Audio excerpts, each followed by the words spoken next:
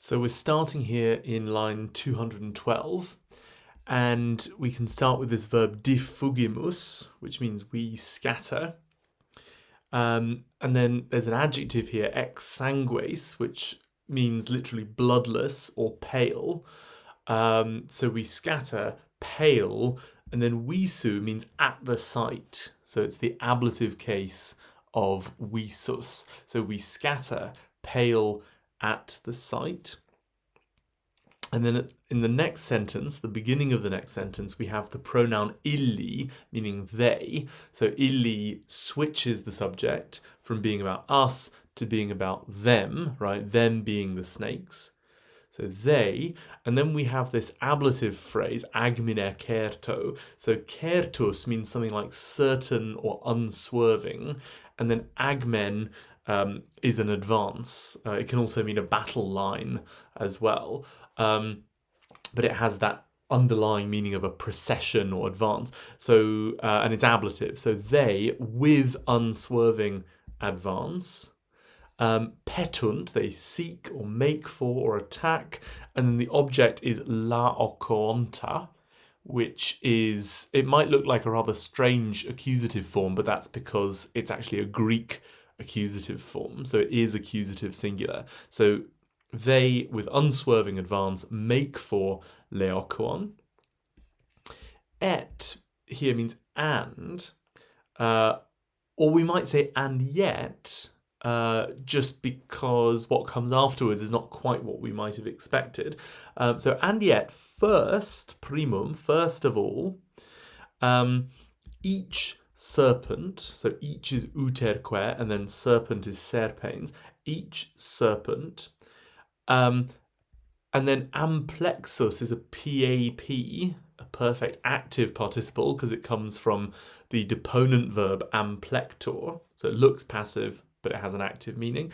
So, and it means having enfolded or having encircled, we could say. So each serpent having encircled them, and we'll find out in a moment who the object is, having encircled them, each serpent, and then the main verb is implicat, enfolds. This is where words like implication come from in English, because if something implies something else, it kind of includes it or enfolds it. So each serpent, having encircled them, enfolds the, and then the object here is corpora, and then you have actually an adjective agreeing with that as well, which is parva. So enfolds the small bodies, the parva corpora, of, and now we're going to have a genitive plural, of his duorum naturum, right? Duorum meaning two, and a natus is a son, so the small bodies of his two sons. And et devours, which is de pascitur, and this is another deponent verb, so it looks passive, but it has an active meaning, and devours, and then the object is miseros artus, the wretched limbs. And then you have morsu in the ablative case, with a bite. And then if we go into line 216, you've then got post, which means you could say something like then or afterwards. So then, and then we get ipsum, which means himself, and it's accusative case. So this is referring to leokuon, but he's the object. So we don't yet know what's happening to him. We just know that he's the object. So himself. And then this phrase, auxilio subeuntem, means coming to help. Subeuntem, coming, auxilio, to help. You can recognize that present participle from the NT in subeuntem, right? So himself, coming to help. Auxilio is dative, by the way, coming to help, and ac, carrying weapons. Ferentem is carrying, tela is weapons. Again, the NT in ferentem tells us it's a present participle. So himself, coming to help and carrying weapons. They seize, corripiunt. So that main verb at the beginning of 217, that is the verb that has ipsum as its object. So him they seize. And quer, They bind, so ligant is another main verb. That's where words like ligament come from, for example, things that bind. So they seize him and they bind him with, and now we get an ablative phrase, ingentibus spiris. So ingentibus means huge, and spiris are coils, right, as in the word spiral in English. Okay, and then going into the next phrase, et jam, and now. And then we get this participle amplexi, right? This is a PAP, perfect active participle, from the deponent verb amplector, just like amplexus that we had in line 214, right? So, and now, having encircled, and then the object is medium, which means his middle, i.e. his waist, having encircled his middle twice, bis means twice, and then the word bis is repeated, so twice, having put, now this is dati, and it's going with kirkum. Kirkum dati is effectively one verb, and it means having put something around something else.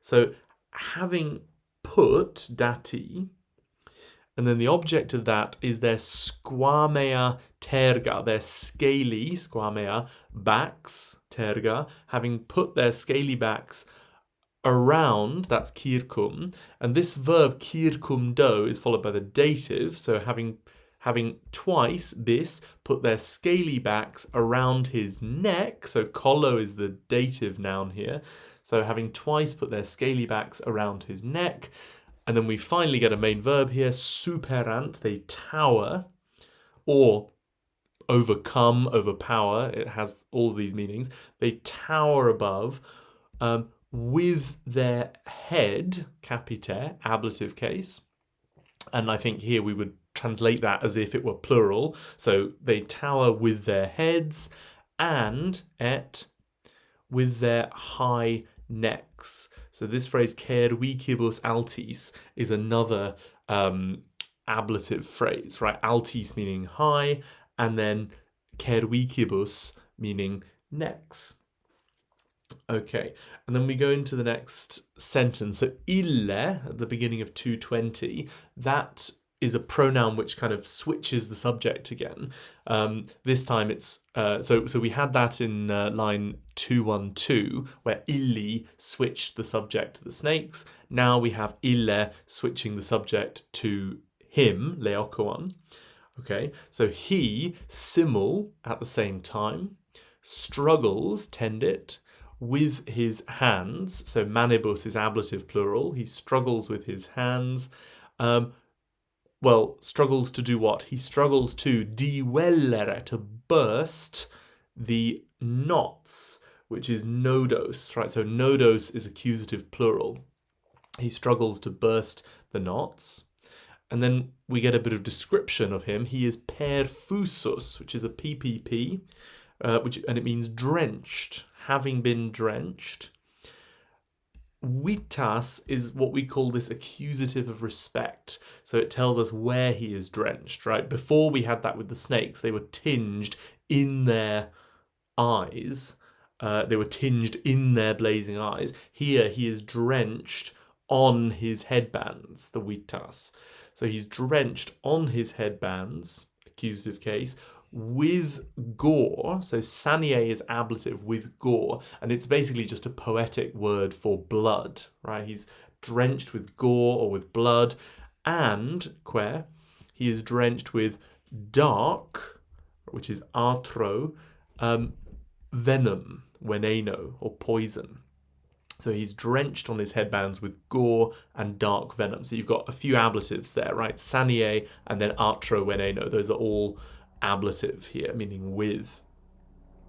Okay. Then we have simul in line 222. So at the same time. And then the main verb is tollit, he raises.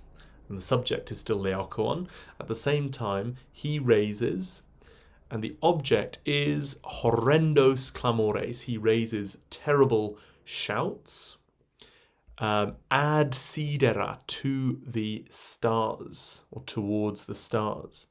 And And then we have this word qualis, which means just as or just like. And now this in prose, this qualis would be quales. So it's agreeing with clamores, right? He raises shouts which are just like mugitus. And then we get this comparison, right? So we're going into a simile. So he raises terrible shouts such as or just like the mugitus, the bellowings, when cum. So remember the word cum in Latin, it can be followed by an ablative noun, in which case it means with, or it can be followed by a verb, in which case it means when or since. So here it's that second one, meaning when or since. So when a Saucius taurus, so Saucius means wounded, taurus is a bull, like Taurus, the star sign, right? So when a wounded bull has fled from the altar, so fugit aram, has fled the altar, and et has shaken, excusit, and this verb takes ablative just like the preposition ex would do on its own, right? So has shaken from its neck, kerwike, right? So kerwike is the ablative of kerwix, meaning a neck. It's the same word we saw up here in line 219, right? And so has shaken from its neck, and then we get the object, which is in certam securim. In certam meaning uncertain or ill-aimed, right? Aimed incorrectly. And then securim is an axe, right? So just to go through that bit again. So just like, or such as, the bellowings when a wounded bull has fled the altar and shaken from its neck the ill-aimed axe. So quite a difficult sentence there. And then we go into a new sentence, line 225. At, meaning but. The Gemini dracones, the twin serpents, right? Dracones is one of many nouns in Latin that means a snake, like serpens or anguis and so on, right? So the twin serpents. Lapsu, this is ablative of lapsus, so it means by slithering. The twin serpents by slithering escape, effugiunt, ad, to or towards, ad plus accusative, the summa de lubra. So summa means the highest, and de lubra are shrines. So they escape to the highest shrines. And, que, they petunt, they make for or seek, the citadel, the archem, of, and here we have a genitive phrase, of Saiwai Tritonidis, of savage Tritonia. Okay, and then in line 227 we get another que, meaning and. So and, under, so sub plus ablative here meaning under the pedibus, the feet of the goddess, so dei is genitive singular of dea, under the feet of the goddess, and que, under the circle, sub orbe. We've already seen that word being used about the coils of the snake, but here it refers to the circular shape of a shield, right? So under the circle of her shield, clipei genitive case, under the circle of her shield, they are hidden, teguntur, or you might say they conceal themselves. So just to go through that phrase one more time, here we have under the feet of the goddess and under the circle of her shield, they conceal themselves, teguntur, passive verb.